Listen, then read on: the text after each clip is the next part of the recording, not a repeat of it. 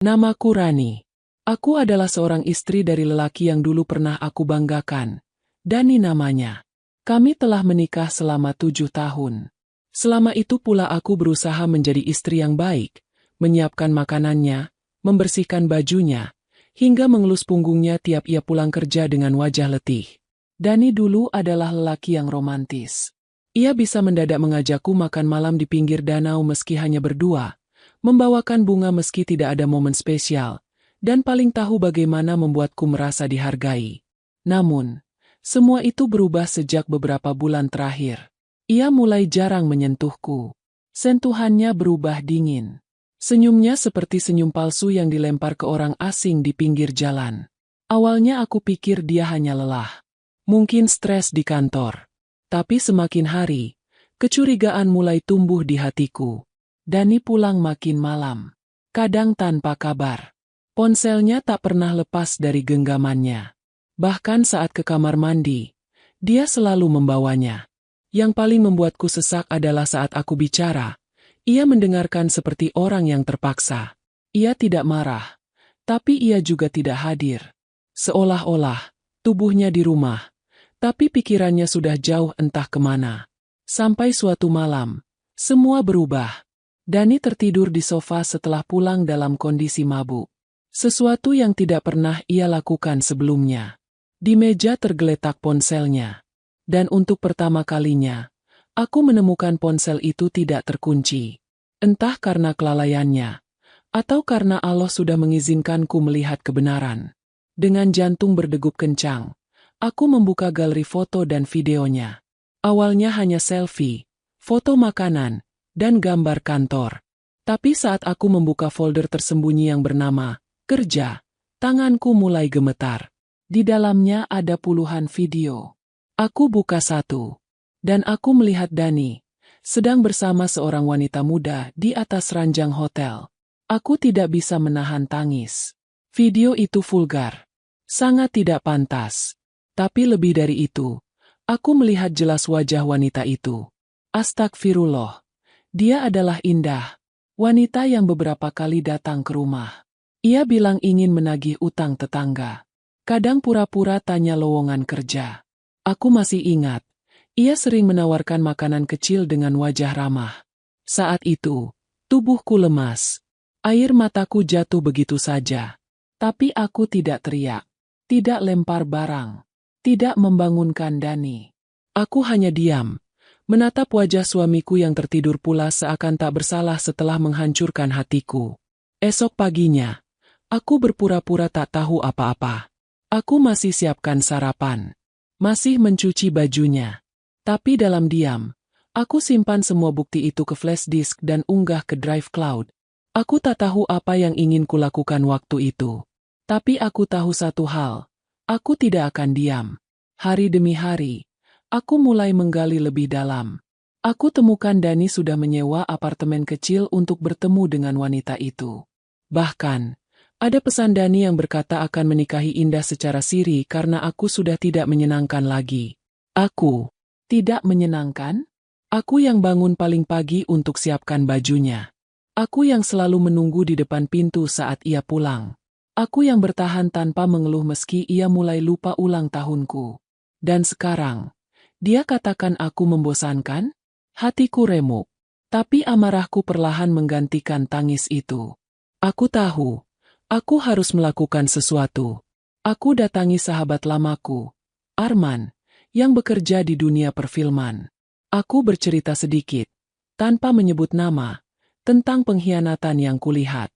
Ia memberiku kontak seseorang, pemilik bioskop kecil yang biasa disewa komunitas film pendek. Ide itu datang tiba-tiba. Dan rasanya manis. Bagaimana jika semua kebusukan Dani kutayangkan di depan semua orang yang ia kenal? Bagaimana jika rasa malu yang selama ini ia buang ke pundakku kukembalikan padanya berkali-kali lipat? Malam itu juga aku mulai bergerak. Aku sewa bioskop. Aku buat undangan atas nama Dani, seolah ini acara apresiasi kerja dan keluarga. Aku minta Arman bantu desain pamflet elegan. Kukirim undangan ke rekan kerja Dani, keluarganya, bahkan teman-teman kampusnya. Termasuk Indah. Dalam undangan itu tertulis, malam dokumenter perjalanan inspiratif seorang Dani, suami, rekan, dan pemimpin. Semuanya tertipu oleh narasi manis itu. Termasuk Dani sendiri. Aku diam-diam mempersiapkan video. Bukan hanya video hotel itu, tapi juga kumpulan chat mesra, foto-foto mereka berdua, dan suara Dani yang mengatakan siap menceraikanku demi menikahi pelakor itu. Semua dirangkai dalam satu narasi dokumenter berdurasi 8 menit. Aku tahu, 8 menit itu akan menjadi neraka bagi mereka. Tapi bagiku, itu harga dari 7 tahun kesetiaan yang diinjak-injak. Dan kini, tinggal menunggu waktu. Waktu di mana layar besar akan menayangkan wajah asli dari seorang Dani. Dan seluruh isi bioskop akan menjadi saksi bagaimana seorang suami bisa menghancurkan rumah tangganya sendiri. Dengan bangga, dengan sadar, dan tanpa rasa bersalah sedikit pun. Itulah Dani, lelaki yang selama ini kubela mati-matian di hadapan keluarga dan teman-teman. Tapi sekarang, aku tahu, pembelaanku hanya membuatku terlihat bodoh. Aku menghabiskan malam demi malam untuk menyusun video itu. Tidak asal potong, tidak asal tempel. Aku pastikan transisinya halus, musik latarnya mendalam, dan narasi pengantarnya menusuk. Aku ingin mereka yang menonton bukan hanya syok, tapi juga merasa ikut dihina bersamaku. Setiap klip, setiap detik, kususun layaknya film dokumenter penuh penghargaan. Tapi ini bukan penghargaan untuk Dani, ini eksekusi. Hari demi hari berlalu. Undangan mulai direspon. Grup WhatsApp keluarga Dani penuh dengan pujian. Wah, Dani keren banget sekarang. Bikin acara sendiri segala. Pasti dokumenternya keren. Anak kita memang patut dibanggakan. Aku membaca semuanya sambil tersenyum miris. Bangga? Mereka akan berubah menjadi malu. Karena aku tahu, mereka pun selama ini selalu membelaku di depan wajah, tapi mencaciku di belakang. Malam itu akhirnya datang. Bioskop mini yang aku sewa mulai dipenuhi tamu. Aku sengaja memilih tempat di pusat kota. Bioskop tua dengan kapasitas 70 kursi, layar besar, tata cahaya dramatis. Aku atur semua agar seperti gala premier. Dani datang bersama Indah. Indah memakai gaun merah menyala, dandanan menor, sepatu tinggi seolah mau ke fashion show. Dan Dani memakai setelan jas navy, seakan benar-benar merasa jadi bintang utama. Aku berdiri di sudut ruangan, menatap mereka dari kejauhan. Tak ada satupun yang menyadari bahwa akulah yang menjadi tuan rumah dari semua ini. Aku bahkan menyamar dengan kerudung lebar dan masker, pura-pura jadi kru dokumentasi. Indah sempat tertawa keras di pojok ruangan, membanggakan diri saat beberapa tamu menyapa dan mengira dia istri Dani. Aku nyaris tertawa melihat tingkah polosnya. Tidak tahu. Sebentar lagi dunia kecil mereka akan runtuh. Acara dibuka dengan MC, pemuda yang juga kubayar untuk membacakan skrip. Selamat datang dalam malam dokumenter yang akan membuka mata kita tentang arti kesetiaan, perjuangan, dan pengkhianatan. Kalimat terakhir itu membuat beberapa tamu saling melirik. Tapi masih dalam batas penasaran. Lampu dimatikan. Layar menyala. Cuplikan pertama adalah wajah Dani sedang tersenyum bersama keluarga. Foto-foto lama kami. Potongan video saat pernikahan. Aku, Dani, dan orang tua kami saling suap kue pernikahan. Kemudian, narasi mulai berbunyi. Suara wanita. Suaraku. Saat seseorang bersumpah setia, tak semua berniat untuk menepatinya. Kadang, sumpah hanyalah alat untuk mempermudah pengkhianatan. Wajah para tamu masih tersenyum. Tapi senyum itu mulai memudar saat klip berikutnya muncul. Video Dani di dalam kamar hotel. Indah dengan baju tipis, bercanda manja, memeluk Dani dari belakang. Suara tertawa pelan berubah jadi bisik-bisik. Beberapa tamu mulai gelisah. Tapi tak ada yang beranjak. Kemudian, chat Dani dengan Indah muncul di layar. Aku tak tahan lagi dengan dia. Rani itu terlalu kuno. Kamu lebih segar. Tenang sayang. Sabar sebentar. Aku sedang cari alasan buat ceraiin dia. Kita bakal nikah siri bulan depannya. Bisik-bisik itu berubah menjadi suara. Itu Dani. Indah? Astagfirullah. Ini serius. Aku melihat dari balik tirai. Dani duduk membeku. Matanya membelalak. Indah menutup mulutnya. Berusaha tak percaya dengan apa yang ditontonnya. Tapi film belum selesai. Bagian paling pahit baru dimulai. Cuplikan Dani saat menghina aku sebagai istri muncul di layar. Dia cuma bisa masak dan bersihin rumah. Bosen banget. Gak nyambung diajak ngobrol. Kayak emak-emak kampung. Tapi dia gak akan tahu. Dia terlalu polos. Tamu-tamu mulai berdiri. Ada yang tertawa sinis. Ada yang menggelengkan kepala. Ibunya Dani tampak syok. Kakaknya Dani menunduk. Bahkan bos Dani yang hadir di deretan kursi depan langsung bangkit. Menatap Dani dengan wajah kecewa. Video berakhir dengan tulisan besar di layar. Ini laki-laki yang selama ini kalian banggakan. Dari seorang istri yang kalian rendam dalam air mata. Lampu menyala. Semua mata tertuju ke Dani. Tak ada satupun yang bersuara. Dani berdiri. Wajahnya merah padam. Apa-apaan ini? Siapa yang berani? Sebelum ia lanjut bicara, aku maju ke tengah ruangan. Melepas masker dan kerudungku perlahan. Semua orang menoleh padaku. Dani membeku. Indah mundur selangkah. Lama tak bertemu. Dani, ucapku pelan tapi jelas. Apa kau menikmati acaranya? Tamu-tamu menatap antara kaget dan bingung. Suara gemuruh mulai terdengar di belakang. Ada yang memvideokan. Ada yang bertepuk tangan pelan. Tapi aku belum selesai. Aku maju beberapa langkah lagi. Terima kasih sudah hadir semua. Saya hanya ingin kalian tahu. Inilah wajah asli dari lelaki yang selama ini kalian hormati. Dan wanita yang dia banggakan. Semua mata sekarang penuh rasa ingin tahu.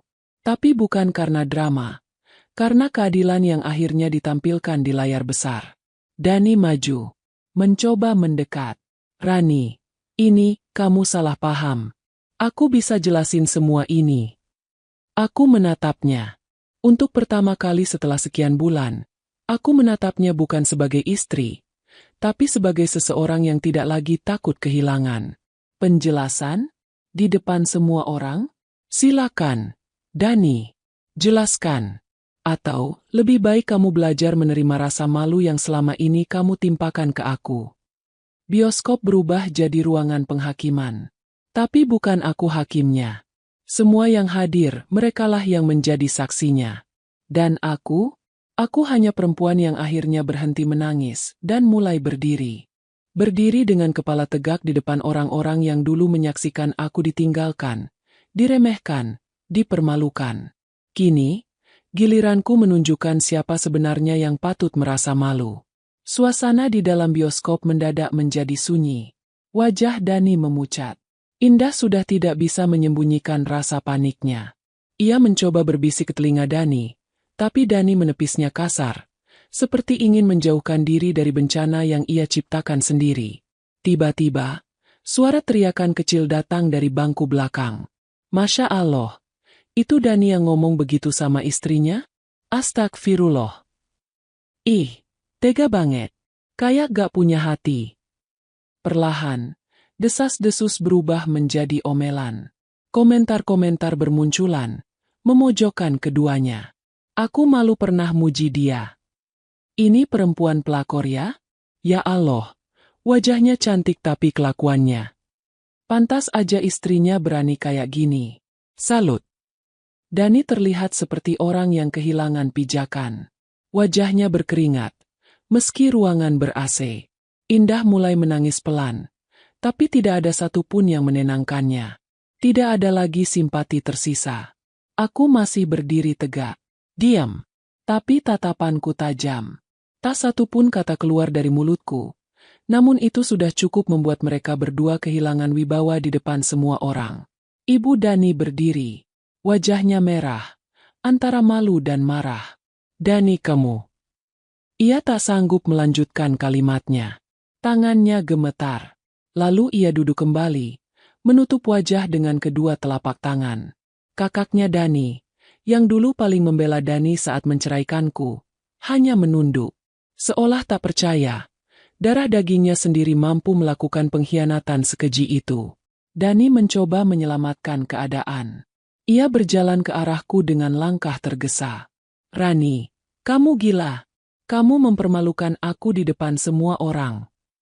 Aku tak bergeming. "Lalu apa yang kau lakukan padaku dulu? Apa itu bukan mempermalukan?" Indah ikut berdiri. "Kamu itu perempuan jahat. Perempuan kampungan yang gak bisa terima ditinggal."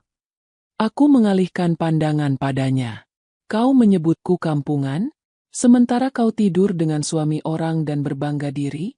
Kalau kampungan itu artinya setia, sabar, dan tidak merebut milik orang lain, maka aku memang kampungan."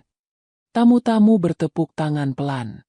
Bukan karena drama, tapi karena pembelaanku untuk semua perempuan yang pernah disakiti diam-diam. Aku membalikan badan, melangkah ke tengah panggung kecil bioskop itu. Terima kasih sudah datang. Terima kasih sudah melihat kebenaran yang selama ini mereka sembunyikan. Saya tidak butuh belas kasihan. Saya hanya butuh satu hal, keadilan untuk diri saya sendiri. Suasana ruangan mulai riuh. Beberapa tamu keluar dari tempat duduk sambil menggelengkan kepala. Ada yang bahkan mencemooh Dani dan Indah secara terang-terangan. "Dasar lelaki sampah. Pelakor murahan. Pantas aja ditinggal. Mukanya aja polos, hatinya busuk." Dani mencoba menghentikan semua itu. Tapi yang keluar dari mulutnya hanya sumpah serapah yang semakin mempermalukan dirinya sendiri. "Kalian semua munafik. Ini bukan urusan kalian. Urusan rumah tangga gak usah dicampuri." Seorang tamu berdiri. Seorang pria paruh baya. Ternyata dia adalah mantan guru Dani. "Dani, dulu kamu pernah jadi murid kebanggaanku. Tapi hari ini, aku tak akan pernah lagi bangga mengenalmu." Ucapan itu seperti belati yang menusuk tepat di dada Dani. Ia hanya bisa terduduk. Lututnya lemas. Seperti tidak sanggup menahan rasa malu yang menggulung-gulung dalam pikirannya. Indah mencoba menarik tangannya. "Sayang, ayo kita pergi aja. Gak usah dengar mereka." Dani menepisnya. "Jangan panggil aku sayang. Kamu juga yang bikin semua ini rusak." Aku menatap mereka satu persatu. Dani, Indah, mertua dan mantan iparku. Semua wajah itu dulu pernah bersatu menjatuhkanku. Tapi sekarang, mereka bertatapan dalam rasa malu yang tak bisa ditutup oleh topeng apapun. Saat aku melangkah keluar dari bioskop, pintu itu terbuka dan sorot matahari menyambutku. Di luar, sudah banyak yang menunggu. Teman-temanku. Beberapa wartawan yang mencium kabar skandal ini. Bahkan, beberapa influencer yang dulu mengenal Indah sebagai wanita inspiratif. Kini, siapa yang terinspirasi dari wajah pelakor? Siapa yang bangga dengan laki-laki pengkhianat? Aku berjalan melewati mereka semua dengan tenang. Dan untuk pertama kalinya, aku merasa bebas.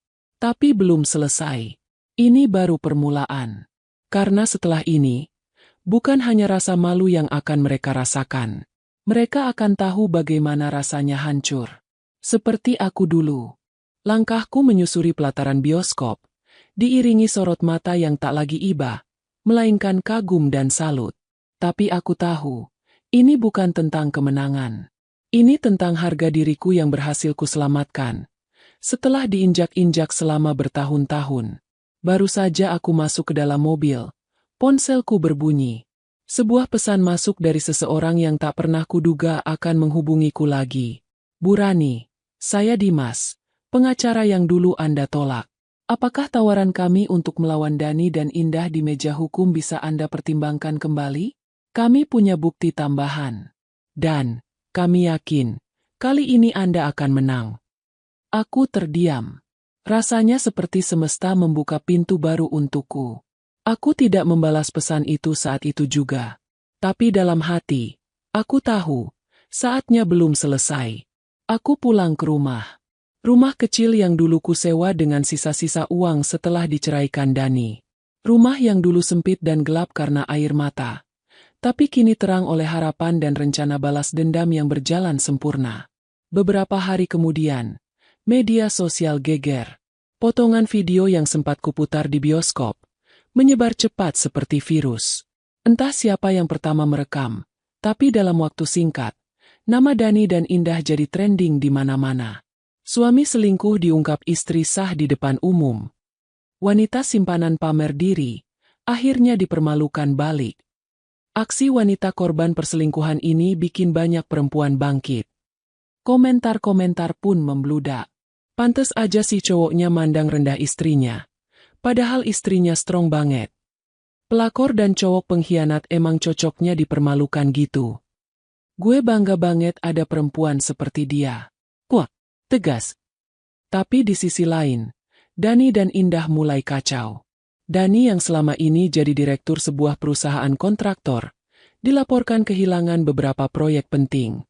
Klien-klien besar mulai mencabut kerjasama. Dan lebih parah lagi, istrinya, yang kini semua orang tahu adalah aku, ternyata memegang surat kuasa atas salah satu aset terbesar perusahaan Dani. Tanah yang dulu atas namaku. Karena dulunya dibeli saat kami masih menikah. Dan benar saja, aku menyewa Dimas, pengacara yang dulu sempat kutolak, kini menjadi ujung tombak rencana hukuman yang pantas untuk mereka. Dalam sidang perdana gugatan perdata soal pembagian aset, aku duduk dengan tenang. Dani di sisi lawan, wajahnya penuh amarah yang ia tahan-tahan.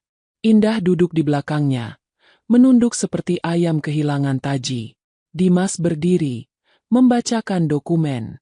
Kami memiliki bukti bahwa klien kami, Rani, tidak hanya ditinggalkan tanpa hak yang layak, tapi juga difitnah, dijatuhkan martabatnya, serta diambil alih hak milik yang seharusnya sah secara hukum.